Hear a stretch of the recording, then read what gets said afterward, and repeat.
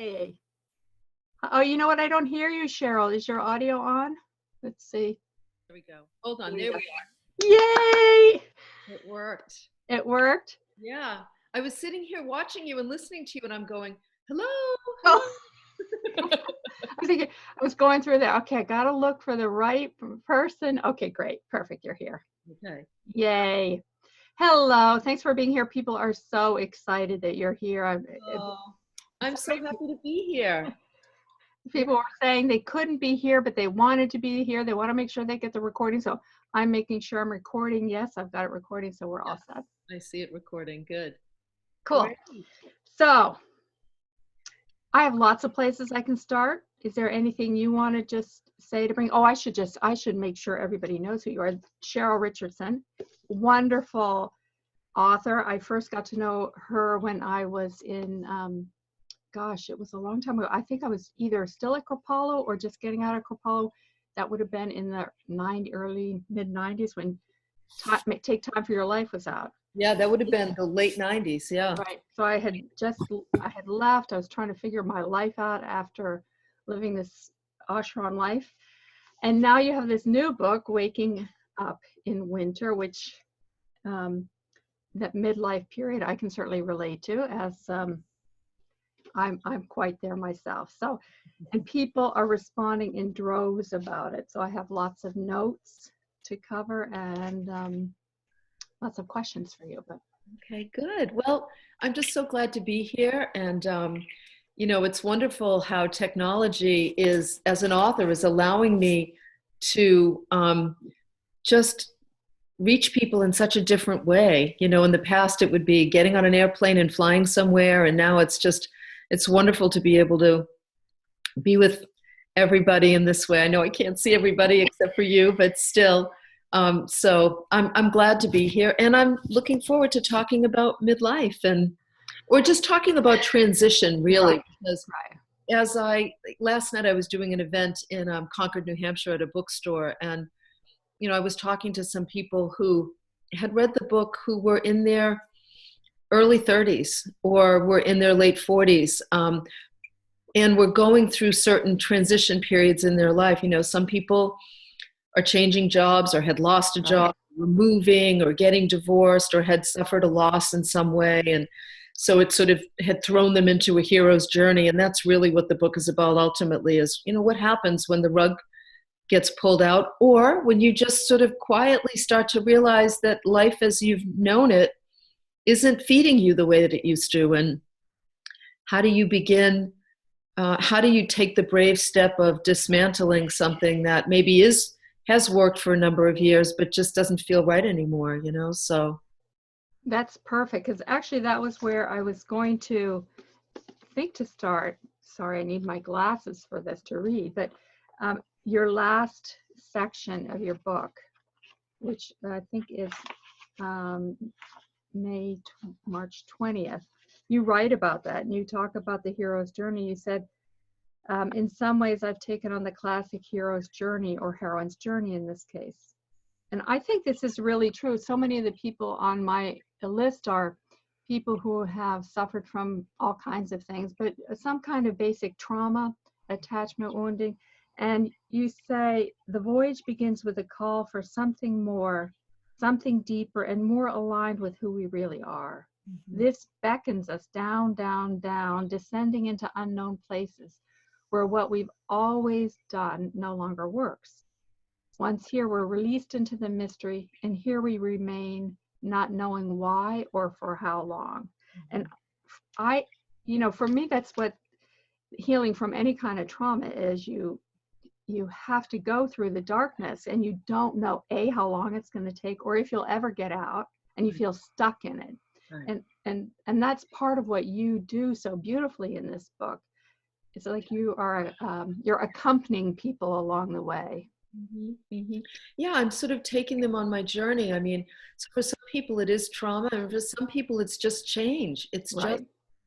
just there's a call. There's some kind of a call for something more, something different. And when you answer the call, yeah, it can be scary, because with all change, things have to fall away before something new. It's just like in winter, right? You know, where plants, we cut back plants or they drop their leaves and they essentially die to the outer world and pull their energy inside and then rejuvenate and replenish and eventually spring to life again. So I think it's true for all of us, whether it's something traumatic that thrusts us into, you know, I think about the poor people in Parkland, Florida, for example, and you know, I mean, you're just thrust into a descent, you know, and it's traumatic, of course. And then for some people, it's just quiet. And so I think one of the things I realized every time I write a book, when I finish, I stop and I ask myself,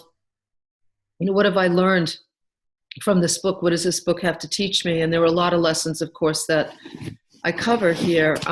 One of the biggest lessons is the importance of waiting, the importance of living in limbo and accepting that limbo, that in-between place, instead of trying to figure everything out and decide where you're going to go next. And, you know, for me, this choosing to do this book was born out of a limbo place because I was contemplating my next book. And as I did, I realized something really scary. And that was, I felt like I had said all I needed to say as a self-help author about work-life balance and self-care and taking good care of ourselves. And that was pretty scary because I thought, I've got a loyal follower of readers. I've got publishers waiting for the book. I'm a writer. I can't imagine not writing. But I honestly felt like I had said all I needed to say. And when my husband had recommended a journal, he's a writer as well, and he knows that I've kept journals forever. I realized that the next step for me, coming out of this sort of writer's limbo place, the next step for me wasn't to write a book that told you what you needed to do to improve your life in some way, but instead was a book that told the story of what happens when you live an examined life.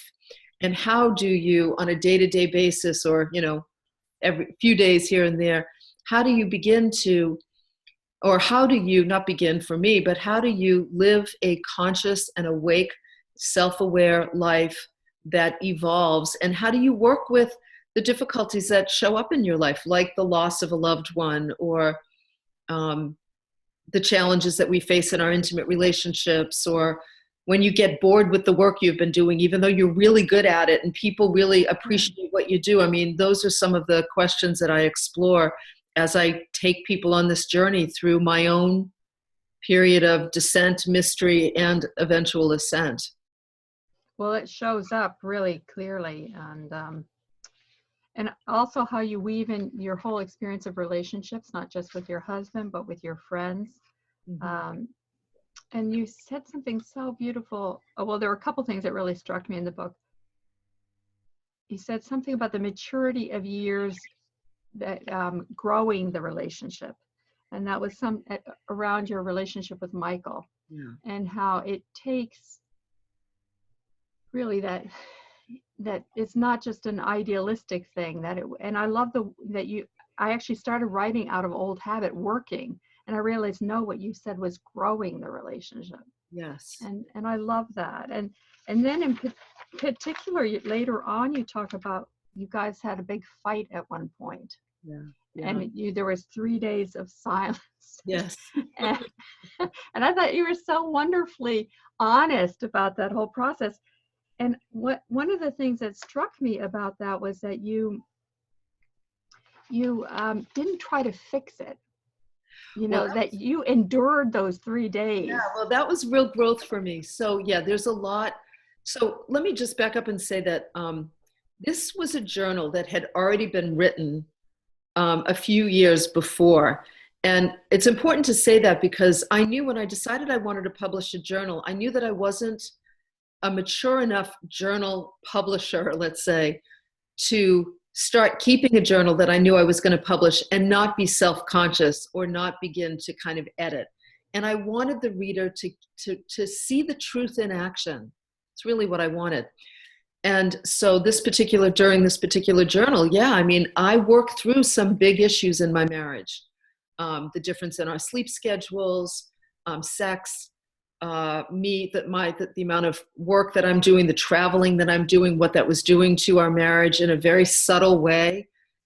And then, yeah, there was this, and so it's a way, I mean, it's just what was going on. And so it was what I was journaling about. And ultimately what it ends up showing is that this is the work you do in any close relationship. Obviously the details are different depending on whether you're sleeping with somebody or not, but this is how you grow a relationship. And that particular fight was a turning point for me because it wasn't a turning, it was, let me say it this way, it was, that particular fight really showed me how much I had grown in our marriage, because we've been together 25 years. In the first probably 15 years of our relationship, we had the classic dance that couples go through where we'd have an argument about something and Michael would retreat and get silent, and I would get anxious about the silence and I would go move toward him trying to get him to talk about it. And the more I tried to get him to talk about it, the more he would retreat. I mean, we know that dance, right? Totally. And I remember one time we had a fight about Michael wanted to buy this new car. And I said, I didn't want to buy it. And we'd had a big argument, which looked like it was about the car, but it was about other things. Like, how do you negotiate a relationship when you're living together and you share money and you share space and one person wants something, and you just get frustrated, right? It's not easy because you have to friggin' negotiate. You have to compromise. And so I remember we had that classic fight and I really wouldn't leave him alone, to the point where he just got really angry and basically said, just get the hell away from me, which is not really like Michael at all. And I was having lunch with a friend of mine who was a therapist, and she's 25 years older than I was and really, really wise. And she said to me, sweetheart, you have to learn how to leave him be. And you have to learn to self-soothe and be with your own anxiety when you guys have a fight and he needs space.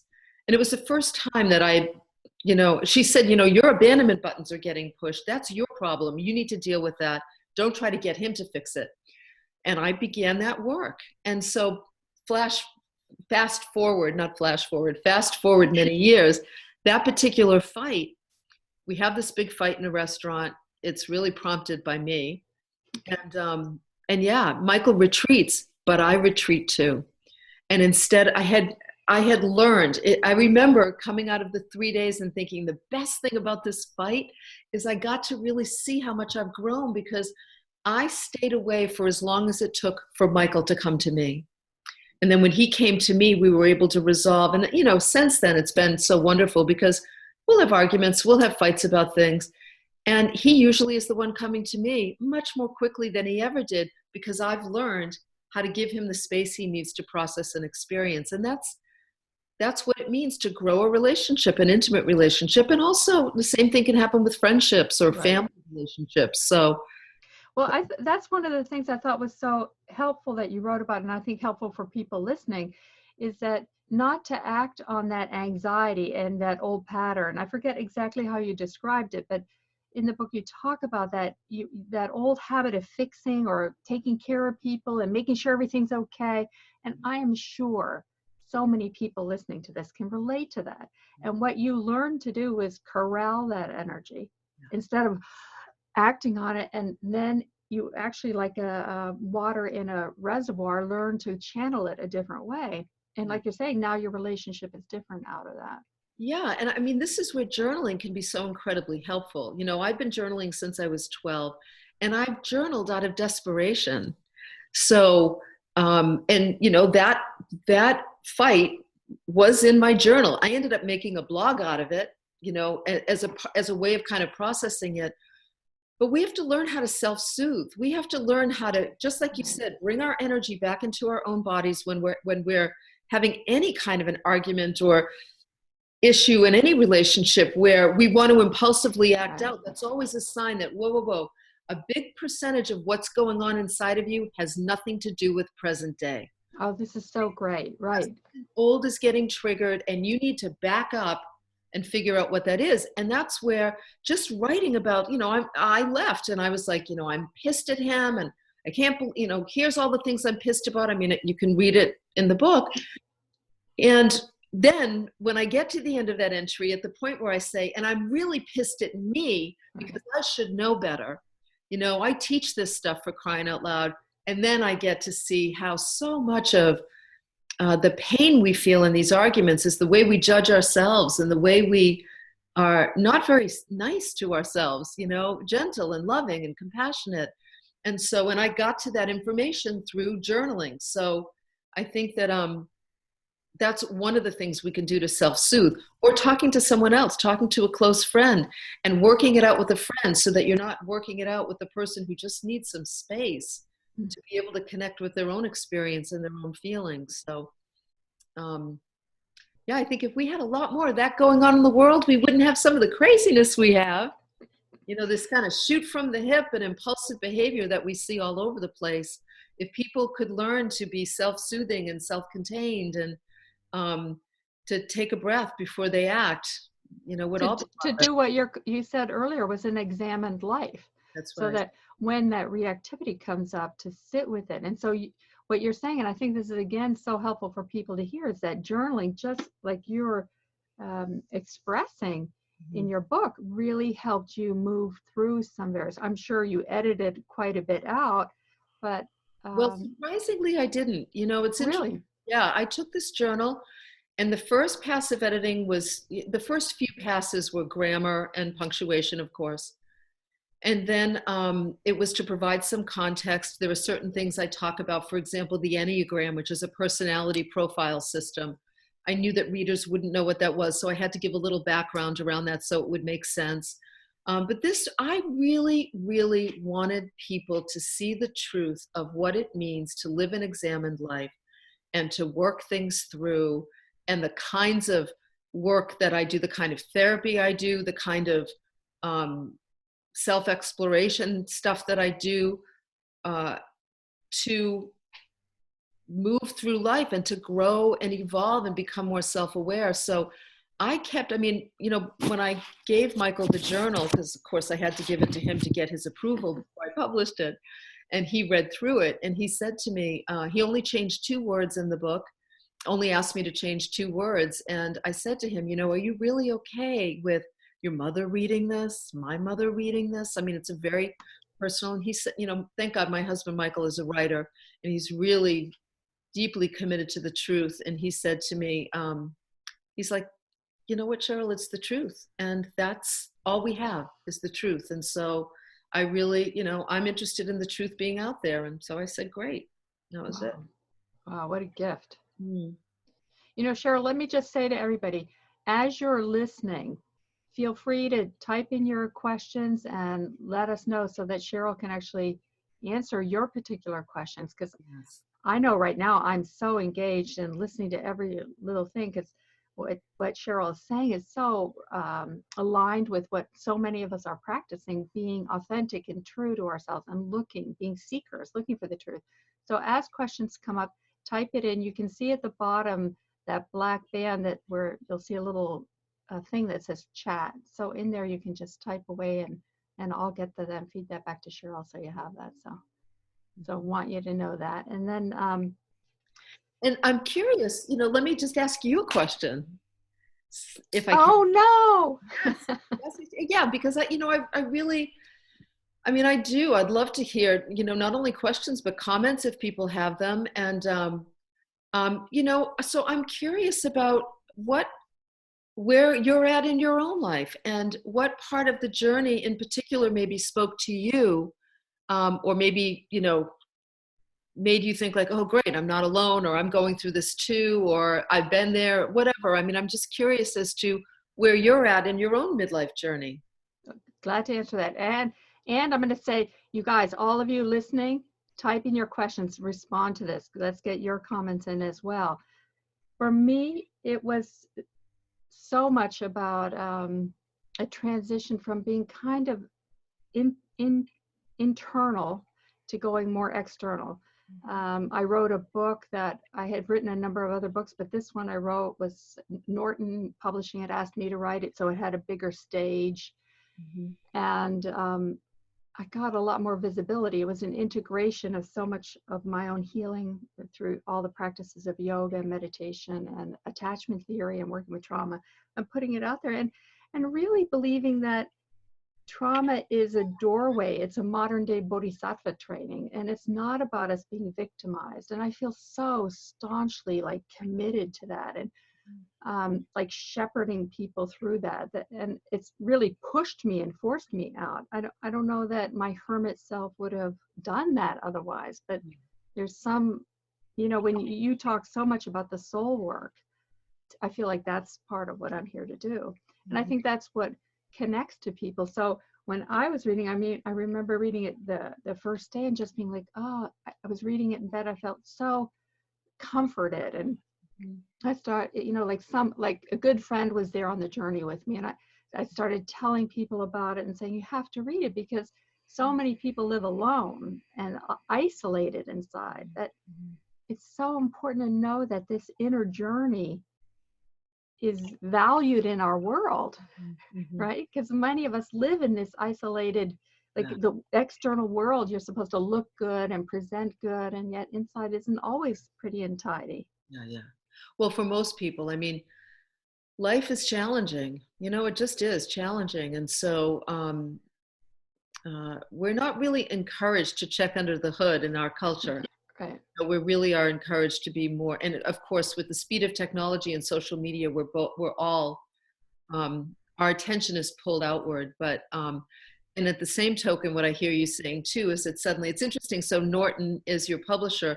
That's the publisher of May Sarton's journals. Oh, right. And they published her journals, and she, a lot of people don't know about her, but she was a writer who published fiction, nonfiction, poetry, and a series of journals throughout her life, which inspired me. I mean, that was when my husband said to me, you always loved May Sarton. You've read all her journals. Why don't you be a modern day May Sarton? And yeah, I mean, I think it's an interesting thing at midlife when, we have experience and wisdom that, we have the wisdom of experience that you can only get through experience.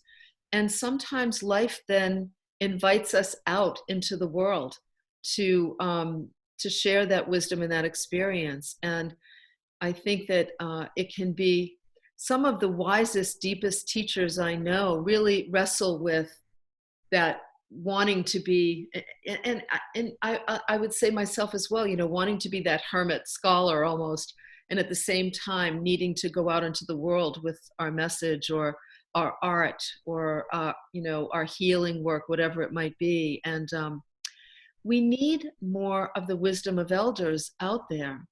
We need people who have been living examined lives for a long time, who appreciate the inner work that's being done and who are willing to share their process with others. I mean, that's the kind of healing the world needs. In a lot of ways, we are the victims of a patriarchal system that is hurting everyone, men and women alike. And we need more of the feminine. We need to bring in more of the feminine. And that's really connecting with our feelings, working more collaboratively, bringing the inner life to life in the outer world. And so there's not such a big demarcation between the inner world and the outer world. And I think you navigate that so beautifully. Well, I think we have to dance between the two. And, right in the beginning of the journal, when I turned 50 and I say, okay, what's important to me? And I list the things that I'd regret not having done. I realized they're all about who I would become as a woman. It's not, I want to climb Mount Everest or jump out of an airplane.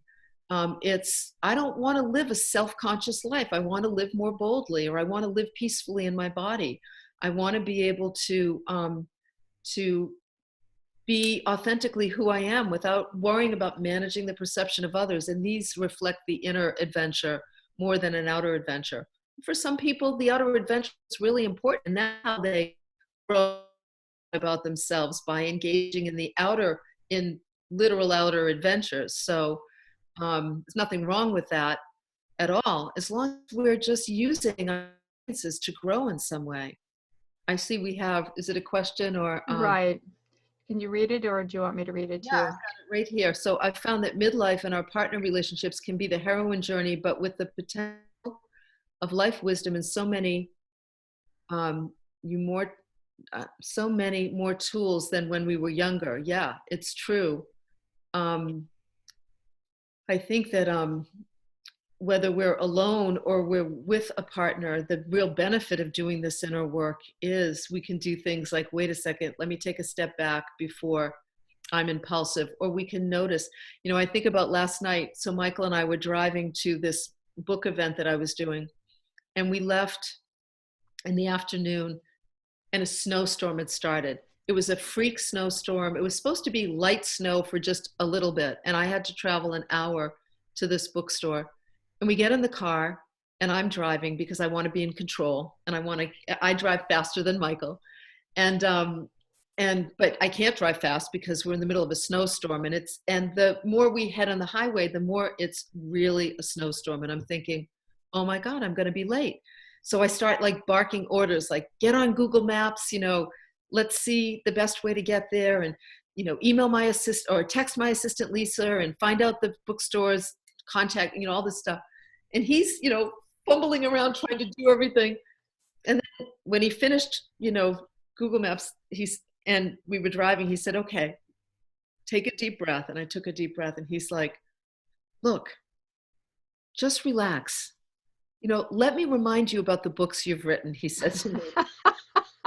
Let me remind you about what you're going to speak about. How about if we're just in the present moment, enjoying being together for the next hour in this snowstorm, and you start paying attention to what you're teaching people?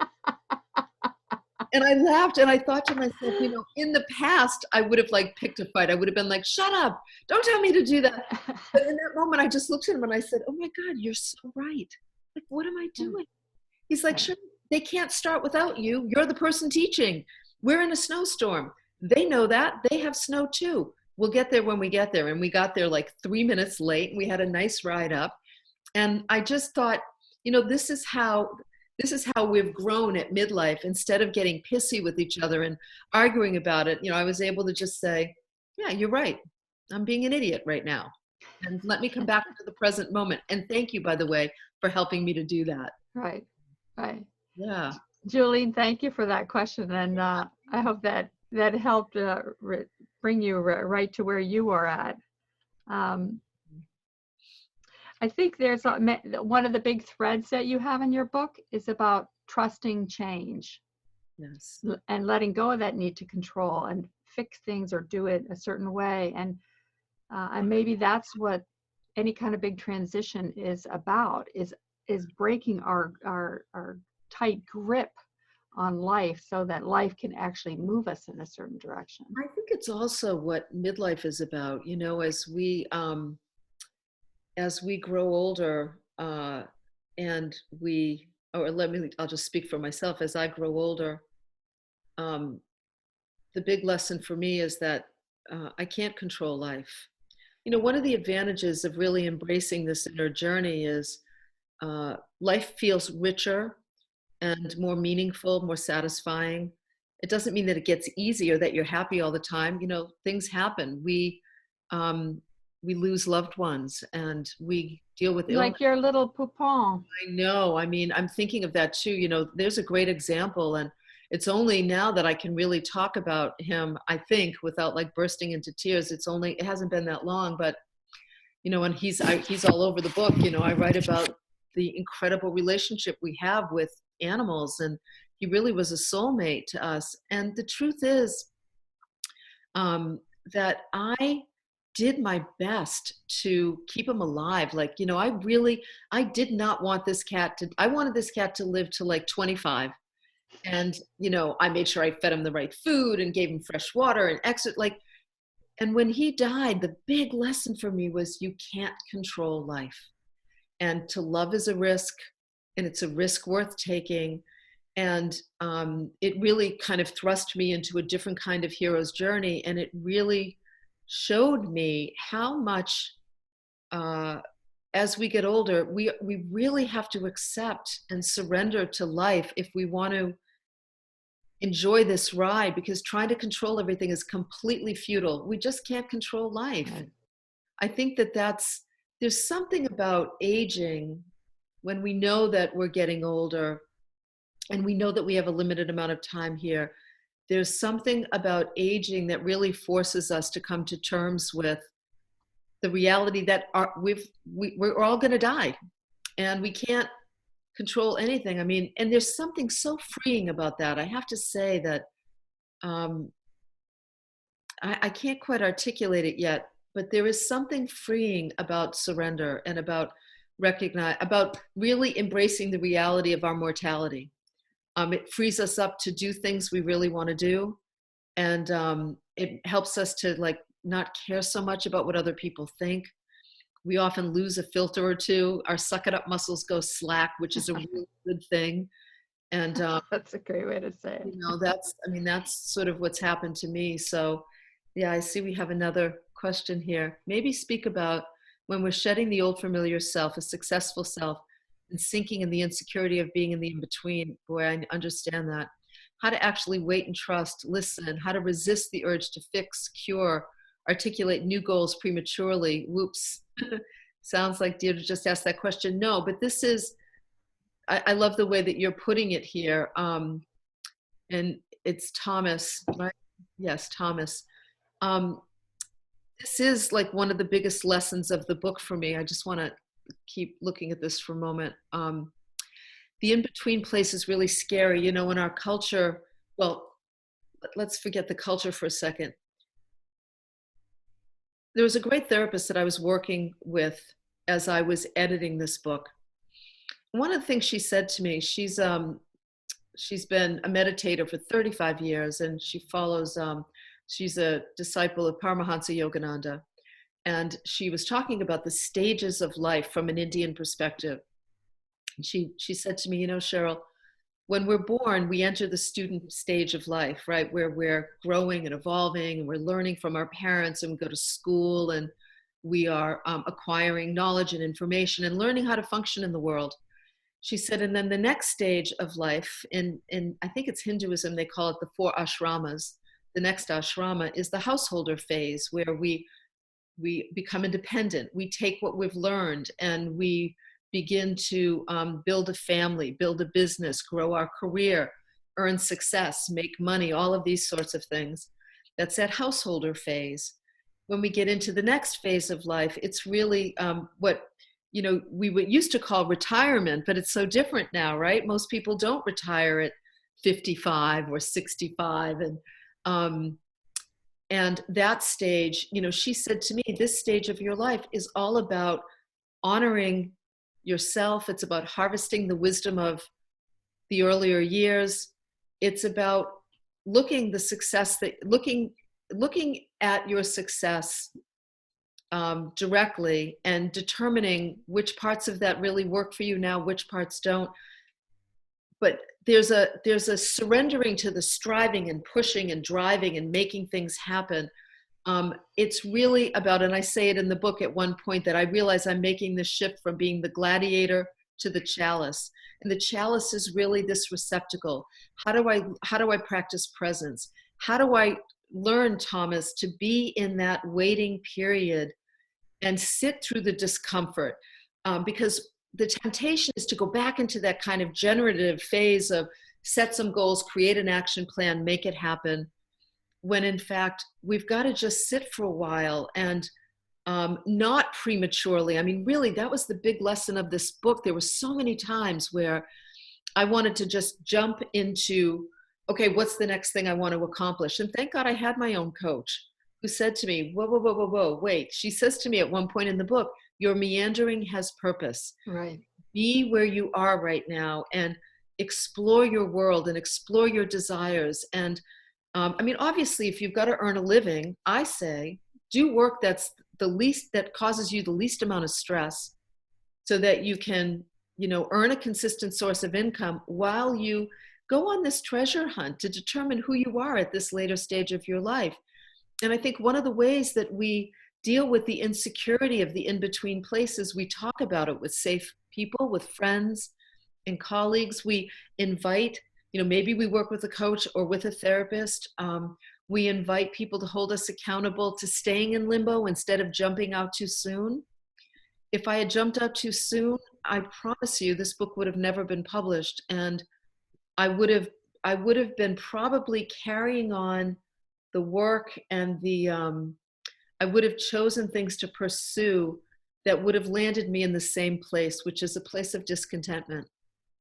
And today I'm in a very different place. Do you think that's because you would just go back into the old pattern? It's so familiar, and we need that length of time to sort of really rip us. I was going to say jostle us, but it's a more active process where life is taking us out. It is an active waiting. I mean, yeah, I think what I would have done is I probably would have written another self-help book. I mean, listen, I'm smart and I'm a good writer and I know how to, and I talk to people all the time. I know what the hot topics are. But you know, you reach a point in life where you just can't go through the motions. You know, where there has to be, for me, it was the artist in me wanted to express herself. I wanted to really craft my writing. I wanted to live more deeply. I wanted to live vertically instead of horizontally. And I wanted my writing to be from that place. I was tempted at times, Thomas, in the middle of waiting, I was tempted like, oh, the hell with it. I'll write a small ebook about clutter or abundance, topics that I know are really hot topics and that I know a lot about and that I'm interested in, but it wouldn't have fed me on a soul level the way this book did. So it really was your choice to live internally, vertically, and that examine life that pulled something out of you. And I waited. I mean, I waited 2 years longer, you know, because when you're a writer and you've published books and your books have been successful, you have publishers waiting to publish your next book, right? And so there was that pressure. I decided with this book, I signed no publishing contract. I said, you know what? I'm going to work on editing this journal for as long as it takes, and I'm not going to do it with the pressure of a deadline or publishers, you know, waiting for me to turn the book in. And that was such a fulfilling experience. And there were times absolutely where I thought, oh my God, you've got to get this thing done. You know, you're crazy. People are going to forget about you. I mean, our inner voices will tell us so many things. That's where the insecurity comes from, Thomas, is the voices in our heads that say things like, you know, you're going to become irrelevant. People are going to forget about you. You know, nowadays with social media, it looks like everybody else is living a fabulous forward moving life. And the voices in your head are going to say, you know, you're falling behind, but you're just falling into a deeper, more authentic version of yourself. And that's the self we want to bring to the world and that we want in whatever creative expression we decide to embark on. Let's highlight that. And I think I'm going to edit out that clip and post it everywhere. We're falling into a deeper level of ourselves. Is that the authentic version of ourselves? Yes. How important that is, because people in these, certainly in their early phases of transformation, the falling in feels like you're falling apart and you doubt you're ever going to change, that life will ever get better. And then somewhere in there, you start feeling stuck and trapped. Yeah. And it's so hard to trust. Well, because you start telling yourself stories. I mean, you know, we start telling ourselves stories, then we believe them. And that's why, as you see in the book, there are times where I reach out for the support of a good therapist or the support of my coach to just share the stories I'm telling myself. I mean, there was one point, it didn't make it in the book, but there was one point where I was talking to my coach about Ellen, about the book, like just as this was before I was about to sign the deal to publish it. And I was saying to her, you know, Thomas, I was like in the middle of this insecurity place. And I was saying to her, I'm like, I was crying and I'm going, you know, I don't know what I'm doing. This is crazy. This might be a mistake. I have no idea where, you know, who's going to want to read this journal. And then I remember I said to her, I don't even know if I'm going to be a writer. Thomas, this is what I said to her. I don't even know if I'm going to write anymore. You know, I just may want to do something different. And I remember her saying, like, her listening to me. Then when I got quiet, she said to me, okay, first of all, you're always going to write. Let's just get that right out in the open. So let's just put that aside. You're just scared right now and you're telling yourself stories in this in-between place and you're just exploring. And that's when she said, your meandering has purpose. And the minute she said that, I took a deep breath and the CEO woman in me went, okay, good. There's a plan. And that plan is called meandering. And the artist was like, finally, give me the space to meander, for crying out loud. So we don't have a deadline and a goal and a agenda. Let me live agendaless. So let me see what Thomas says. Beautifully said. An excellent and very helpful answer. A lot of permission and breathability. Yes, your meandering has purpose is a wonderful mantra. I'm telling you, I still use it. We are falling into an authentic version. You are falling into an authentic version of yourself. Yes. I'm glad you got that. That's exactly what's happening here.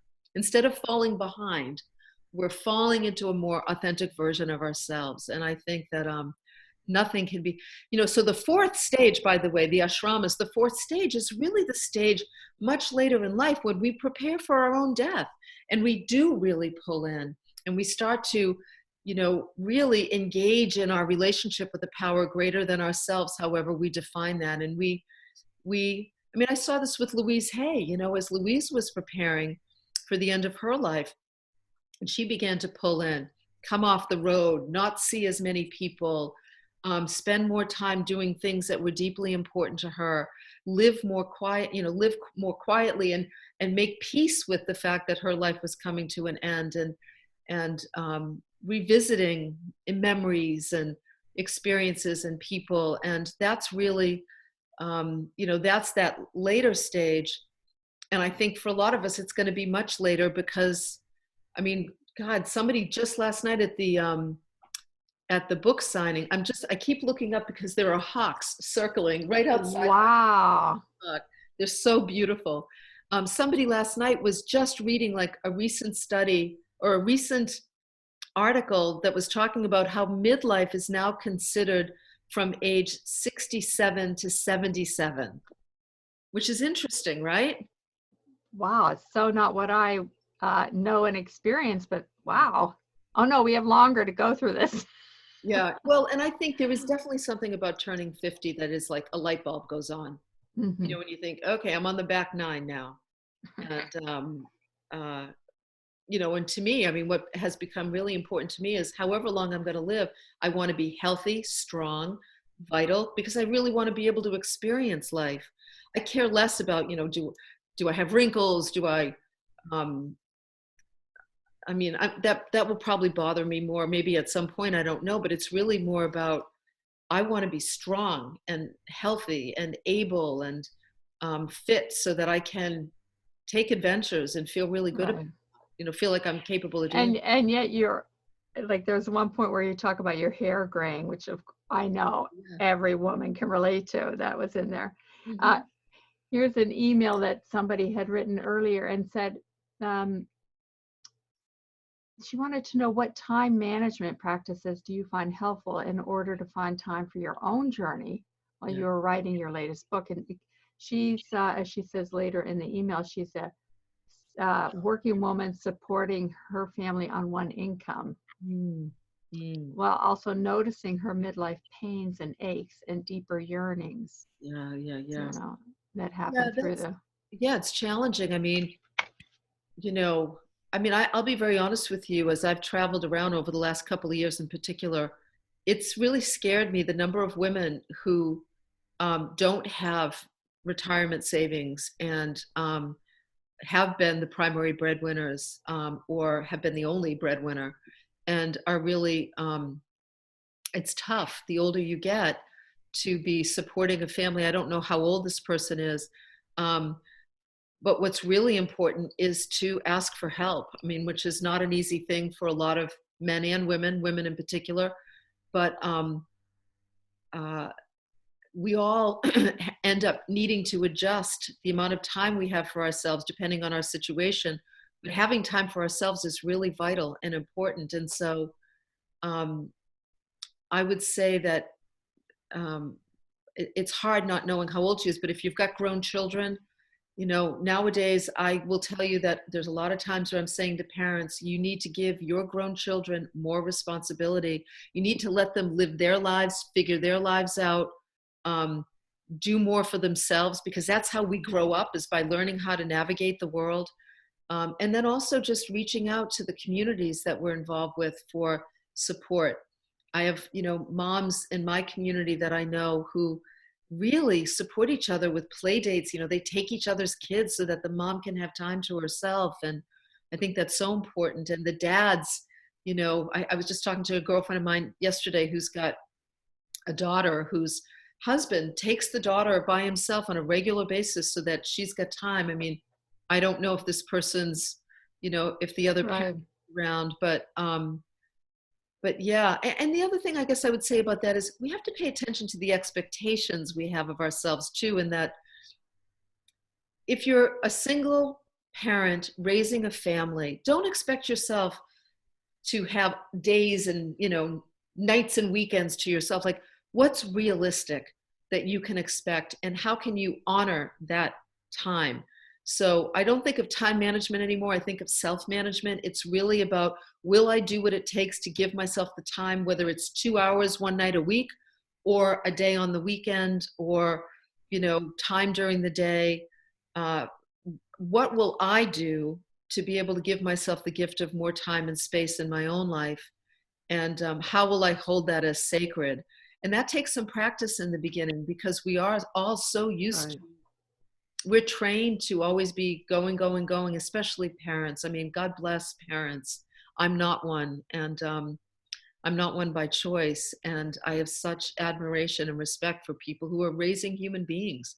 So it's the most sacred and the hardest work we'll ever do. I totally agree with that. I'm sitting with her question of in the broader context of an examined life, of how do you live an examined life when life doesn't give you ostensibly give you the freedom to make those choices or to do something differently. How do we listen deeply to that yearning?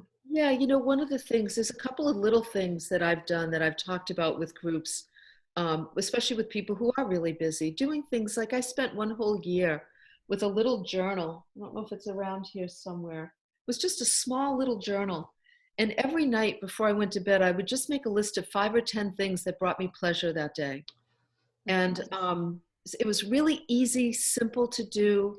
I literally would number 1 to 5 or 1 to 10, and it could be, a good cup of tea in the morning, drinking fresh made almond milk, cuddling with Poupon when he was with me, holding hands with Michael, walking to a restaurant, or watching a sunset. I would make a list every night, and it really taught me to be more aware of pleasure. It taught me a lot about myself, like what brought me pleasure. Didn't cost a lot of money. Nature was so much a part of that. Relationships and connection was so much a part of that. And that one simple daily exercise really helped me to see what I needed more of in my life. It gave me a library of examples to turn back to when I wanted to remember what I needed to do to feel pleasure. It's a great tool for self-soothing. If you do have an argument with somebody and you need to sort of retreat into yourself, you can look at, okay, what are the things that bring me pleasure that I can do for myself here? And it's just a way of taking a little time.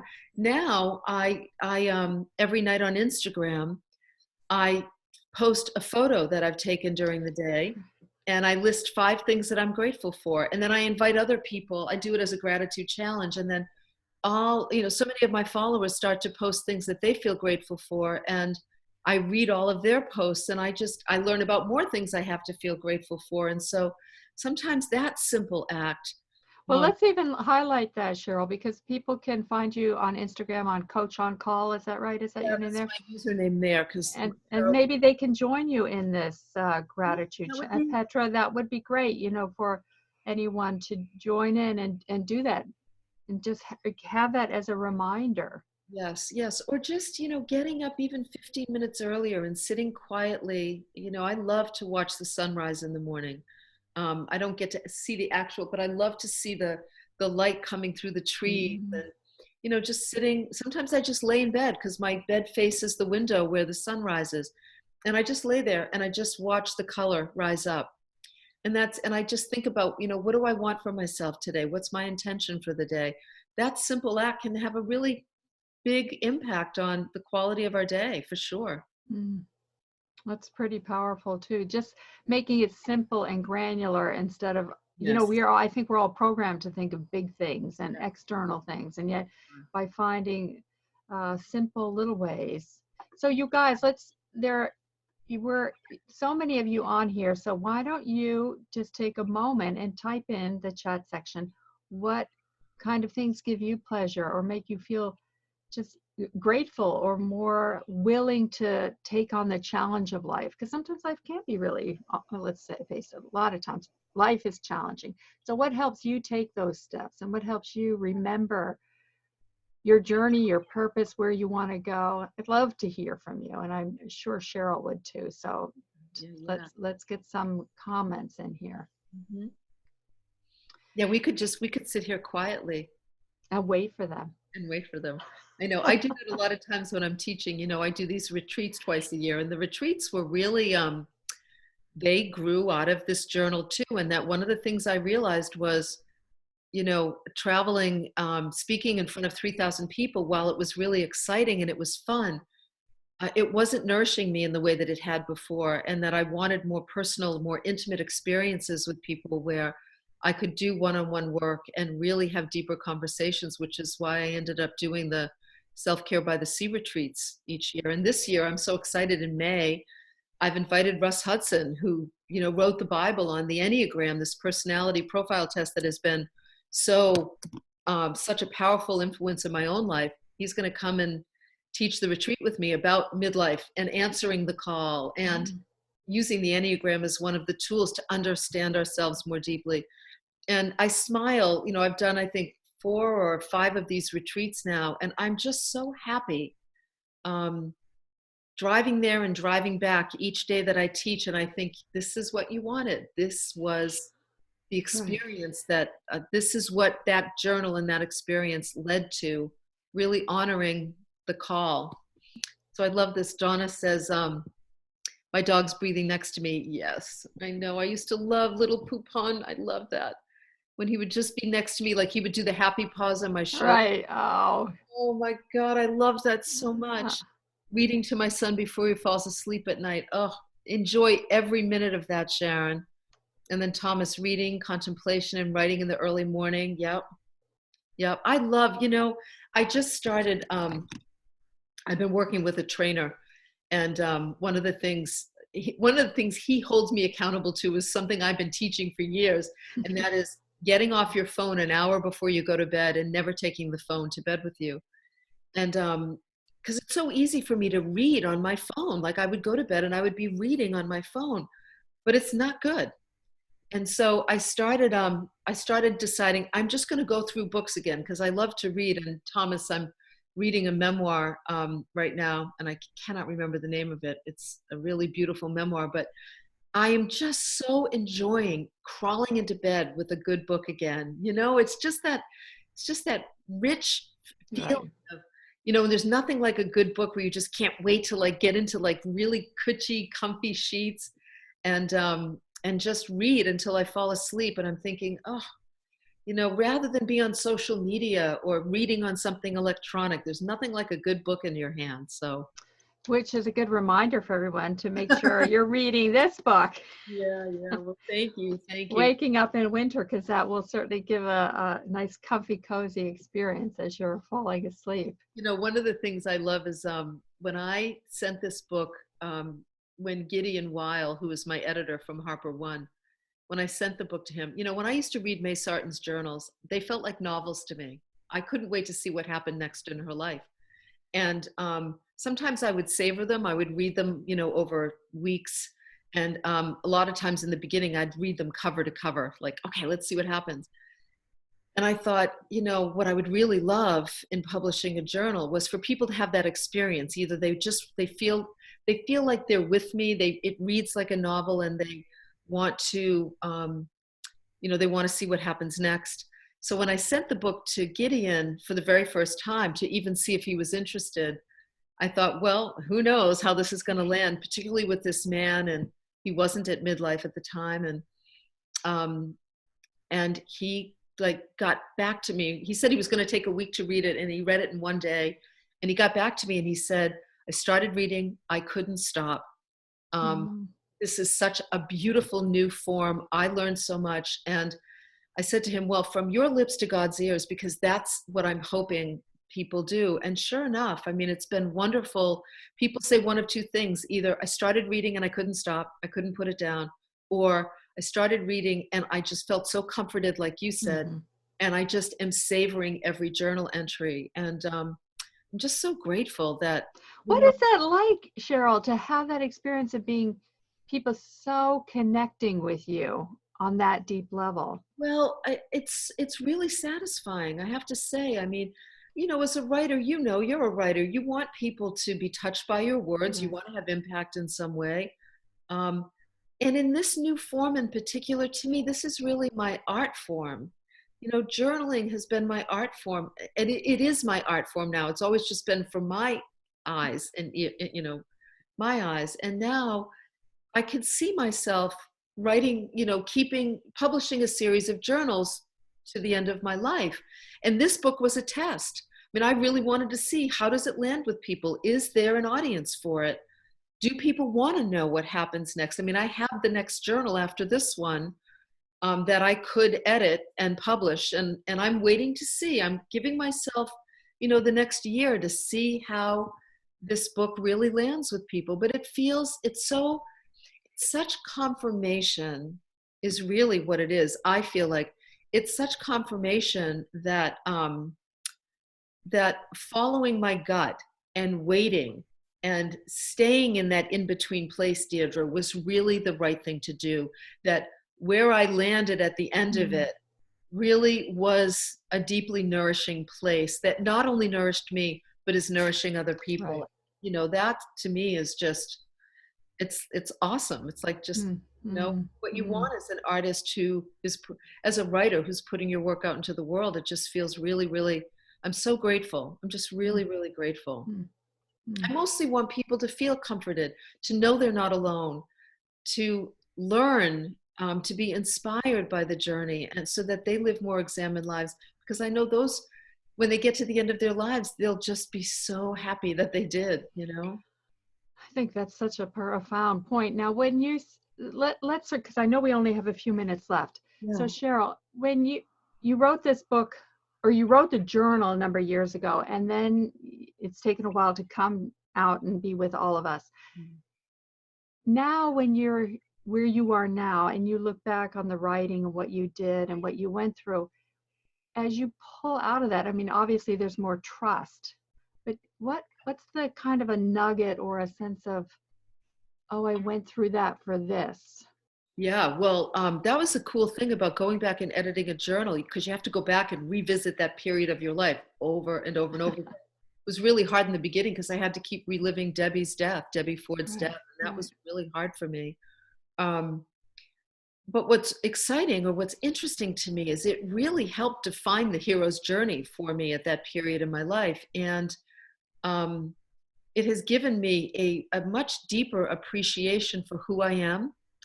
And I feel a lot more confident and secure in my own artistic expression. And it's helped me to even just view my present day life in a very different way. I'm viewing my life through through a different kind of lens that is really, even like the death of Poupon, for example. It is the hardest loss I've ever experienced in my life, Mm-hmm. because animals are woven into the fabric of our daily Mm-hmm. lives. And I think I say in the book, he's like an unconscious habit, right? Mm-hmm. And so everything reminds me of him, everything. And there's a way in which I can be in the throes of grief, and then also witnessing, like, okay, sweetheart, this is happening for a reason.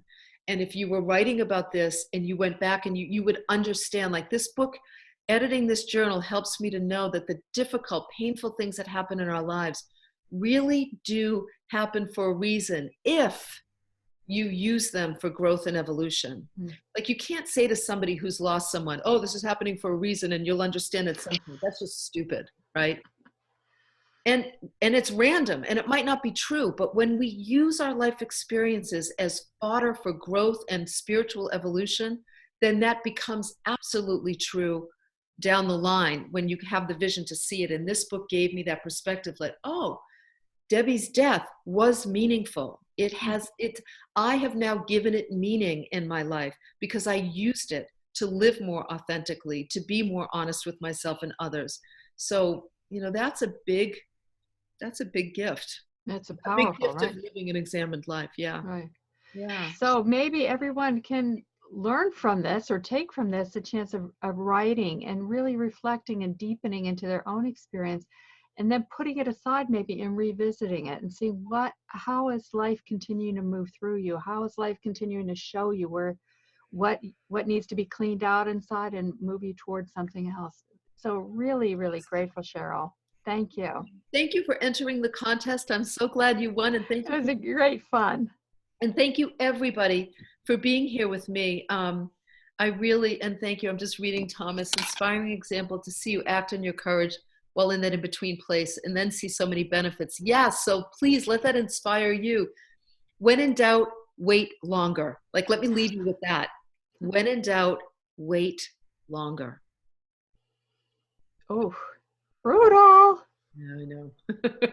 Chris writes, Chris has it here saying, thank you for sharing your story and time with us. Oh, That's you're nice. so Thank welcome. you. Thanks for joining me. I appreciate it. And thank you, Deirdre, very much for setting it up. Pleasure. All Pleasure. right. Total. All right. Bye, everybody. Thank you, Cheryl. Thank you.